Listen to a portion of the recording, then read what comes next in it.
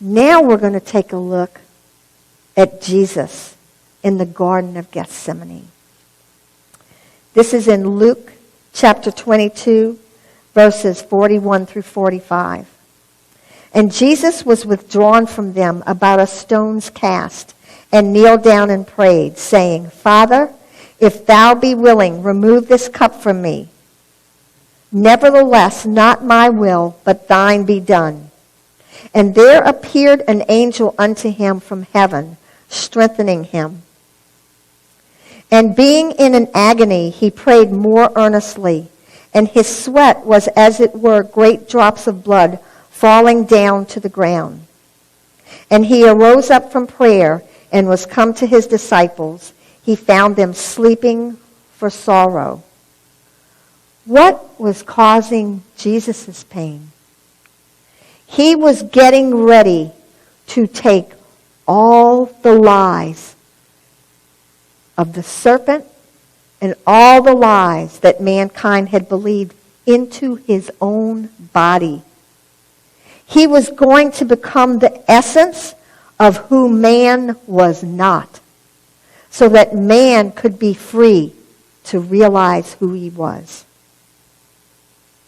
How did Jesus deal with the pain? He didn't run from it. He didn't medicate himself with some wine. He didn't try to distract himself from the pain by going fishing or finding some other form of entertainment. He didn't try to take his mind off of himself by jumping into caring and ministering for others. All those things would have been ways for him to try to fix the situation in his own strength. He didn't run from the pain. What did he do in the pain? He went to God. And he let God minister to him. He rested in God and let God deal with the pain for him. What about us? We don't need to run from the pain. You don't have to anesthetize yourself. There are so many choices we have. You know, the world just gives us variety. We've got food. Oh, lots of different food. Comfort food. There's alcohol. There's drugs. There's music. There's the TV. There's work. There's ministry. There's all kind of things to distract us from the pain. Some of us might try to escape like the disciples did in sleep. It gets you away from it for a little while. When we do those things, we're trying to be our own saviors. We're trying to take care of the pain in our own strength. Because we really can't take care of the pain in our own strength, the only thing we can do is push it down using something. But it is still there. As we let God give us a revelation of the rest that he has for us, then he's able to come and work in our hearts and heal the pain that's there, instead of it just coming up over and over and over again. Now, there's a reason that we run from the pain, and it's a good thing. We don't like pain, and we shouldn't like pain. Our hearts know that we weren't created for pain. We were created for God's abundant life. The problem comes in when we try to deal with the pain in our own strength instead of letting God heal it for us. God never causes your pain. He never created you to know pain. So what causes our pain? It's the circumstances in life that come and lie to us and tell us that we lack, that we are not as we ought to be, and that if we just do something about it, then we won't lack anymore. And there starts the system of performance and self-salvation.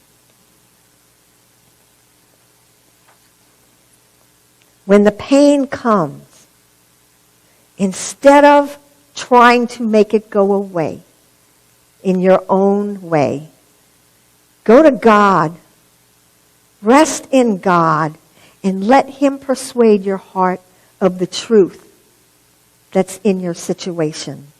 We don't have to run. We don't have to medicate. And what you find out is that God is working in your heart in amazing ways that you didn't even realize were going on. Now, I want to caution you to not let this not running from taking care of your own pain to be a work. We're all going to do it. But ask God to persuade your heart. By hearing what I'm saying, that's a persuasion. Ask him to continue to persuade your heart that he can take care of your pain better than you could ever think or imagine that you could do. Now we're going to look at how Jesus rested in who he was while he was hanging on the cross. Matthew chapter 27, verses 39 through 40. And they that passed by reviled Jesus, wagging their heads and saying, Thou that destroyest the temple and buildest it in 3 days, save yourself. If thou be the Son of God, come down from the cross. Wow, they took Jesus' own words and threw them in his face while he was hanging on the cross. That had to hurt. Didn't look like Jesus was the Son of God, did it? Didn't look like he was as he ought to be.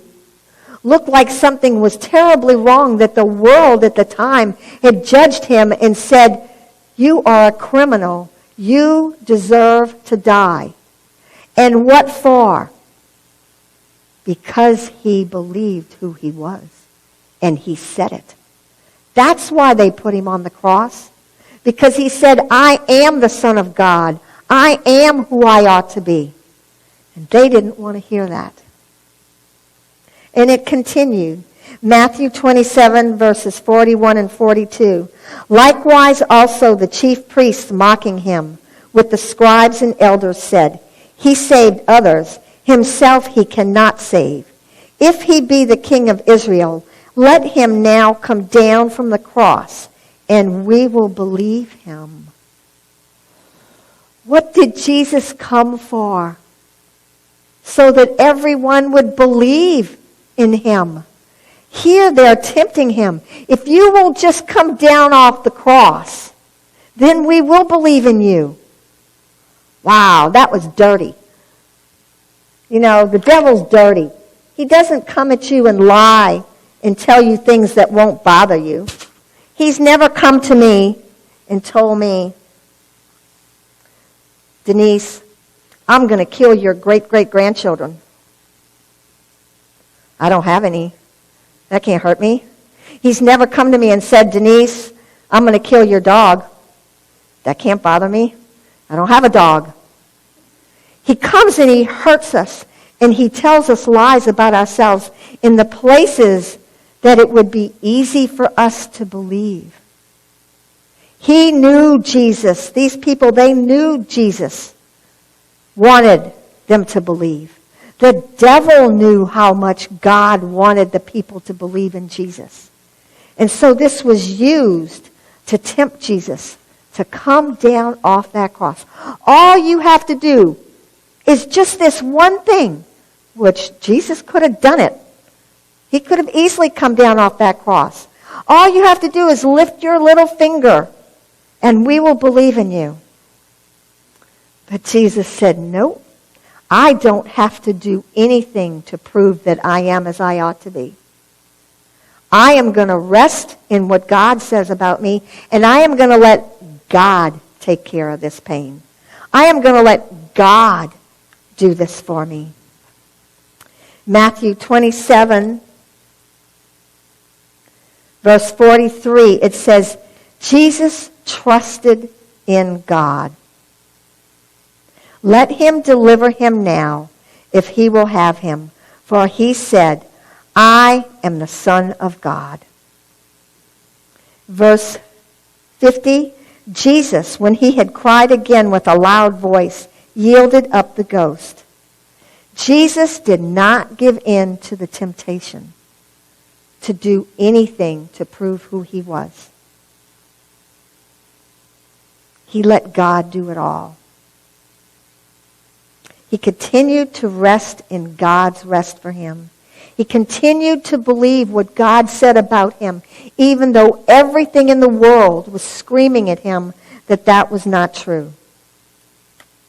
As he rested and he gave up the ghost, he knew that God would keep his promise, and that God would raise him from the dead, and that God would seat him at his right hand. That same thing is true for us. When we're hurting and we're in pain, there is a place of rest where we can go.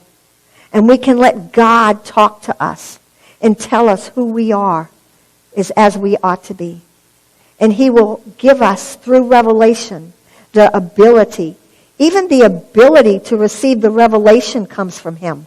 We don't have to struggle to get in the rest. God's going to do it all for us, just like he did it all for Jesus.